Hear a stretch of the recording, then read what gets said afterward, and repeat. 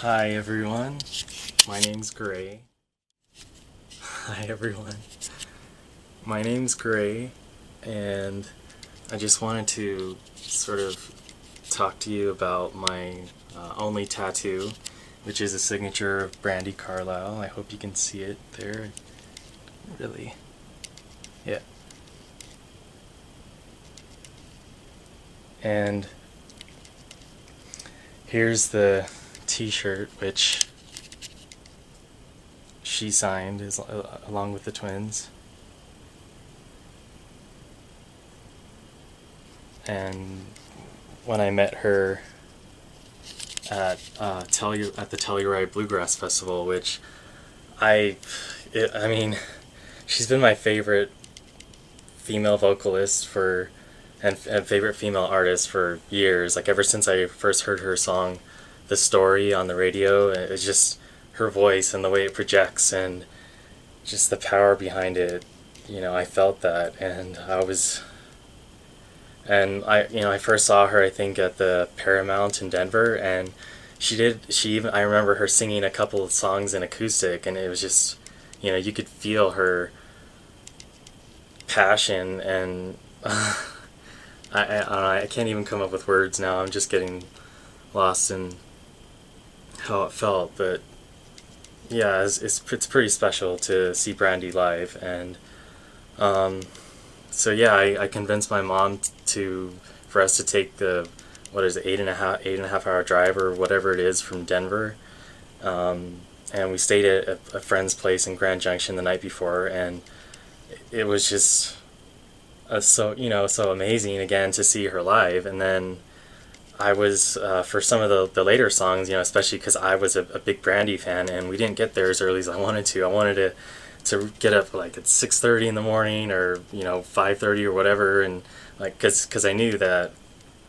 on the grounds there you have to, it's first come first serve. So we weren't really all that close. So anyway, toward the end of her set, I was just really feeling the energy, and I wanted to be more into it, and especially be with the really hardcore fans. And so I just went up toward the front, and one thing led to another. There was this woman there who, I guess her daughter was a big fan, and I'm so sorry I can't think of your name right now. It's been, I think it was like in 2000, I'm gonna say 2009 was when,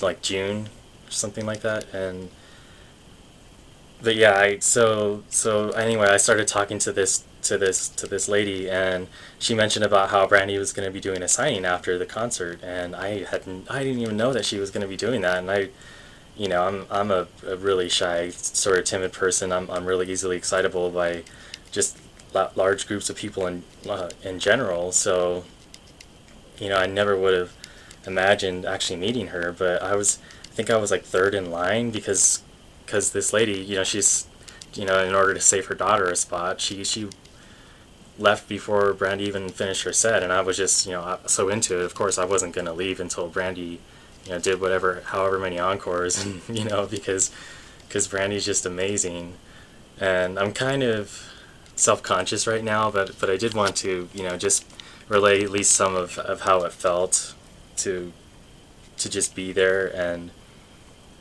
even if I'd already seen her like 3 or 4 times at that point, including, or maybe Red Rocks was after that, I can't remember, but that was the year that it rained and poured like right before the show for 40 minutes or whatever, and it was, yeah, I don't remember. Yeah, I eventually took out my umbrella, but I got drenched that show, and I was like so freezing. But yeah, anyway, it turned out that I got to meet her, and I was just like the fanboy, and I do apologize to Brandy if she ever does see this, for how, because I was just so awestruck, and I wasn't being like how I normally am, which is just really calm and easygoing, and I really was like idolizing her in that moment. And the fact that I got to meet the woman whose voice had moved me, and I listen to her songs and her albums whenever I'm feeling down, or whenever I need someone to relate to, because I really feel that her lyrics and her singing comes from her heart, and her own experiences. And yeah, it's been something that I've leaned on in hard times, you know, especially not having very many friends or people to talk to right now. It's music is always somewhere I can go and find sanctuary and peace. So yeah, I was so starstruck, and I even mentioned to her. I said, "You're my favorite female vocalist," and she's like, "Oh yeah, who's your favorite male vocalist?" And I'm like, Tom York, because I've been a huge Radiohead fan, and they're probably still my #1 band since high school in 1997 when OK Computer came out, and that was just you know, just amazing. I never heard anything like that before. But yeah, and so we chit chatted a little bit, but I don't even remember telling her my name, and I was just so like, oh, I drove here, you know, I mentioned that I drove so far, and of course fans would drive further than that, so it's not like I shouldn't have been like bragging about how far I drove, but you know, I just mentioned that I came out just to see her. I didn't even know any of the other bands who were playing the Bluegrass Festival, which is true, um, but yeah, I and she signed this the T-shirt as you saw, and I met the twins as well, and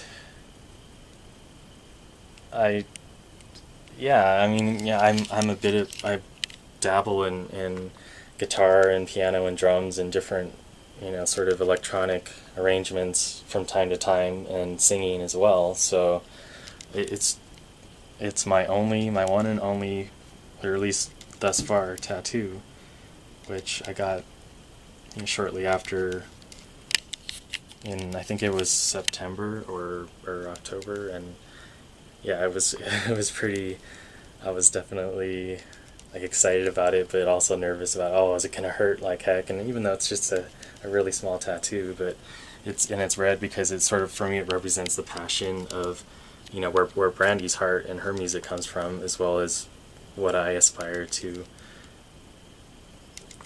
create. You know, whether or not anyone actually hears any of it, or any of it's good, you know, that's another story. But yeah, so that's my Brandi tattoo, and yeah, I actually haven't seen her the past couple of years just because of financial. It sounds like there's some fireworks outside. Weird. Anyway, I haven't seen her in the last couple of years, so it would be awesome to see her again. And I've been unemployed just for various health issues and whatnot, but yeah, it'll be awesome next time I see Brandi. Anyway, thanks for watching this video.